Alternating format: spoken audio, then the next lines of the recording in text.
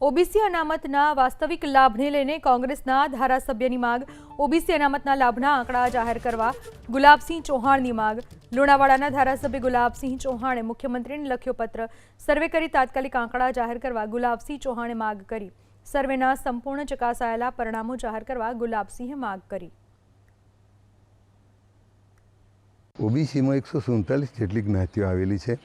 આ 147 જ્ઞાતિઓમાં જાતિવાર વસ્તી ગણતરી કરી અને એ લોકોને અનામતનો લાભ મળી રહે, શૈક્ષણિક લાભ મળી રહે અને નોકરીમાં પણ એનો લાભ મળી રહે, આના માટે મેં જ્ઞાતિવાર વર્ગીકરણ કરી અને દરેક લોકોને 27% અનામતમાંથી જે પણ વસ્તીનું વધારે પ્રમાણ હોય એ પ્રમાણે જાતિવાર વસ્તી ગણતરી કરી અને એ લોકોને લાભ મળે એના માટે મેં વસ્તીવાર તમામ પ્રકારનો લાભ મળી રહે એના માટેની મેં મુખ્યમંત્રીશ્રીને જાણ કરેલ છે અને આ અંગે રિપોર્ટ તાત્કાલિક જાહેર કરવામાં આવે તો કઈ જ્ઞાતિને કેટલો લાભ મળ્યો છે આજ સુધી એ પણ આંકડાઓ જાહેર કરે એ માટે મેં રજૂઆત કરેલી છે।